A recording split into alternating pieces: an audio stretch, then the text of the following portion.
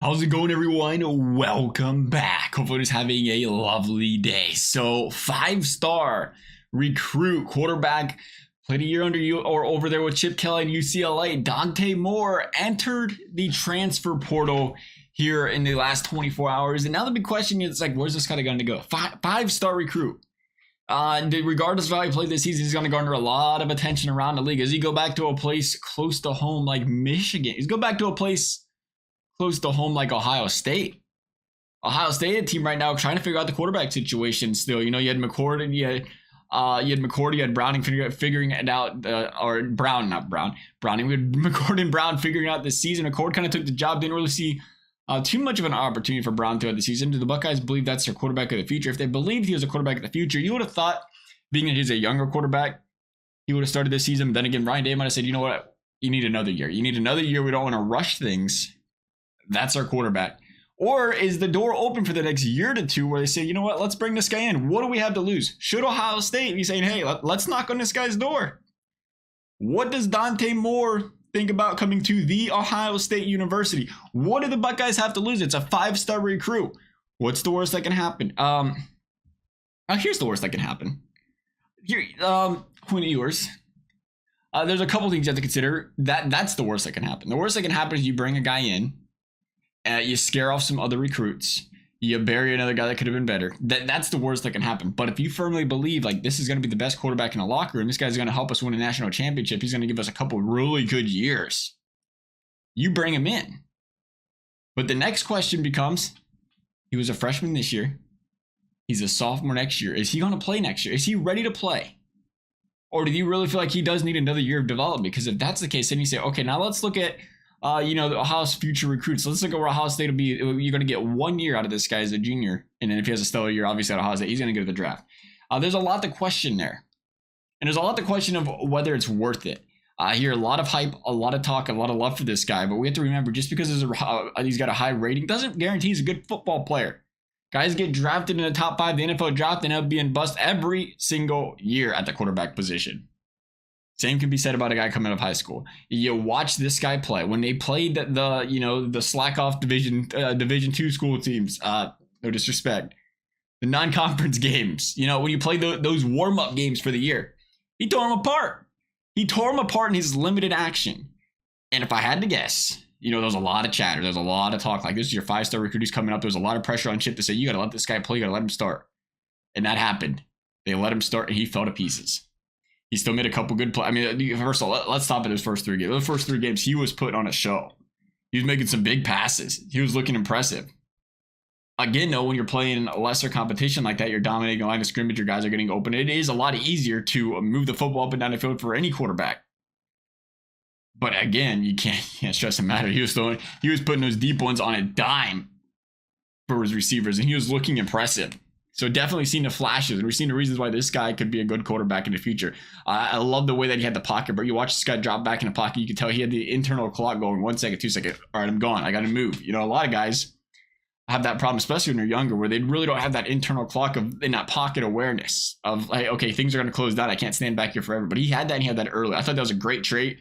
He kept looking down the field when he scrambled out of the pocket. Had to be careful with, throwing across the body, throwing against his body. We've seen a bad pick 6 there against Utah, was it? But, you see them flashes there of greatness. But then you can't help to notice if you watched any of these football games or listened to, I think it was the last one. Listen to the last UCLA football game, UCLA commentating. You could hear the optimism in their voices for this guy and how bright his future is going to be. But you could also hear how clear it is, they were, kind of disappointed with how he's playing right now. We're like, yeah, it's the struggles right now. We're watching this guy miss wide open receiver after wide open receiver. He's just not seeing him. He's not going through his progression. He's missing these guys. But it was like, you got to remember, he's only, 18, 19. That kind of year, you're really growing. But you're missing those wide open guys. And then the thing for him was those mistakes. He's throwing a lot of interceptions. He starts 3 games, throws 6 interceptions. You look at CJ Stroud's rookie year, came in at 19, threw 6 interceptions the entire year. Trevor Lawrence came in as a true freshman, 4 interceptions the entire year. So even though he's a young quarterback, there's traits in his qualities we see in some of these guys that end up being stars that, you watch him right out the gate and say, should we be a little worried about this? Because they weren't good interceptions. He's just poor reading of plays on a lot of occasions, just throwing the ball to the other team. Was the pressure getting to him? That's almost what it felt like, because his first drives of the game a couple of times where he just threw it straight to the other team.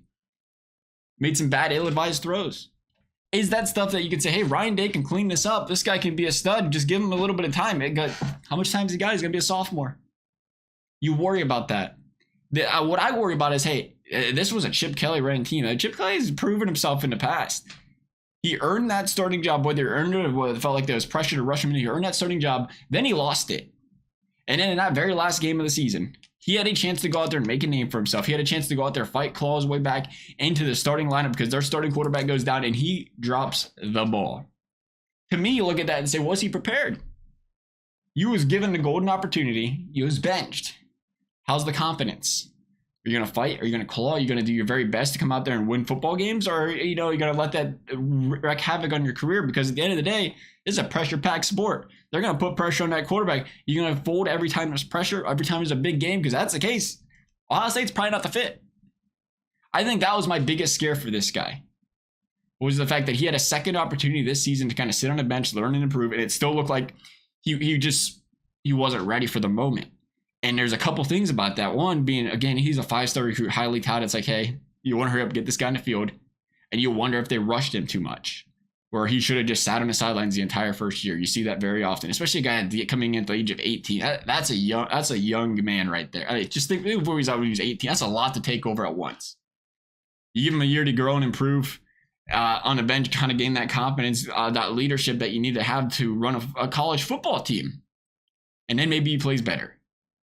Instead, he kind of came in there, got his opportunity early, and you wonder, was he rushed? And now he's restarting, if you will. And that's going to be good for this man, I think. It's going to be very, very good to have that change of scenery, a chance to really reset here, because that's definitely not how I want to see his collegiate career start. I can just imagine. There's a lot to digest, though. I think that's the end-all be-all. I was just saying, you watch this guy play a couple of games, and plus, he was making some throws. He was making some throws. Again, the poise in the pocket, the awareness he has on the football field.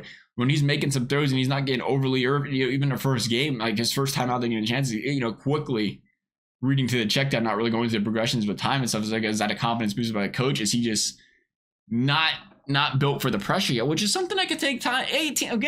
18, 19-year-old quarterback, that's a lot. Remember where C.J. Stroud was, 19. Remember, and this is why the comparison with the interceptions came. Like, remember C.J. Stroud came up for the Buckeyes at 19, really young. You gotta give this guy some chance to grow. Got to give him some chance to improve. He's still under those 40-plus touchdowns, 6 interceptions on the season.